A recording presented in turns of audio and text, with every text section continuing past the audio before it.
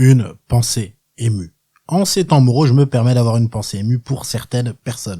Aujourd'hui, une pensée émue pour Édouard Philippe, notre cher ex-premier ministre. Alors, j'ai découvert énormément de choses avec cette passation de pouvoir. J'ai appris que Édouard Philippe était un des premiers ministres, si ce n'est le premier ministre le plus populaire de la Ve République. Et vous savez qui est le seul premier ministre qui a quitté Matignon avec une meilleure cote de popularité?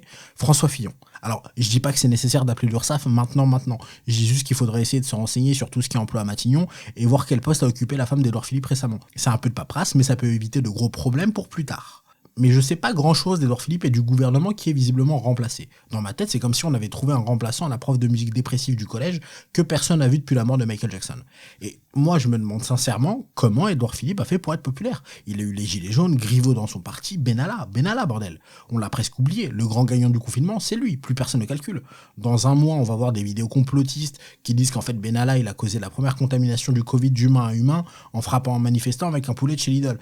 Et on dirait que c'est aussi à cause de la 5G, du pont de Ligonnès et de Bill Gates qui est en fait du pont de Ligonnès depuis le début. On les a jamais vus une seule fois dans la même pièce, donc le doute est permis et ils se ressemblent vachement. Et on en parle de la vitesse à laquelle on a changé de Premier ministre. Je connais des gens, ils mettent plus de temps à se préparer le matin. À midi, la démission a été signée et le soir, le nouveau Premier ministre est sur TF1. Et en vrai, à la place d'Édouard Philippe, j'aurais un peu le seum. C'est comme si tu quittais quelqu'un et une semaine après, ton ex présente son nouveau crush à ses parents alors que toi, ça a mis genre 1 an. Petite parenthèse, les Belges, c'est comme ça qu'on fait pour avoir un nouveau gouvernement, parce que je crois que vous avez perdu la méthode en même temps que la Coupe du Monde 2018. Les Belges, ça fait plus d'1 an qu'ils n'ont pas de gouvernement. Nous, ça va nous prendre 3 jours, et encore, c'est parce qu'il y a le week-end. En France, si Édouard Philippe avait démissionné mercredi, le jeudi, il y aurait déjà des manifs à cause de la nouvelle réforme des retraites, des gens avec des gilets blancs faits à partir de blouses de TP de chimie, 200 borgnes en une journée, et un nude de quelqu'un de droite. On est des gens pressés.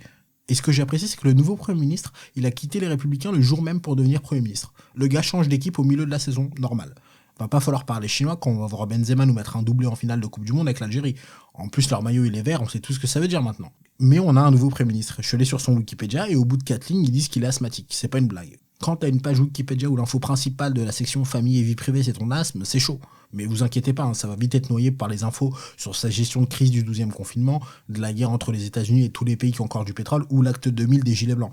Mais en vrai, être asthmatique et Premier ministre, je suis pas sûr que ce soit une bonne idée. Quand on voit qu'Édouard Philippe, il a commencé à développer un début de vitiligo au niveau de la barbe en étant Premier ministre 2 ans, je suis pas sûr qu'avoir de l'asthme ce soit conseillé. J'espère qu'il a de la ventoline en stock parce qu'être Premier ministre, c'est une chose, mais là on parle de la France, il faut du cardio. Être Premier ministre en France, ça ressemble beaucoup plus à un épisode un peu trop long de Jumanji qu'à une expérience professionnelle. S'il y a bien 2 tafs que je souhaite jamais faire, c'est Premier ministre en France et président.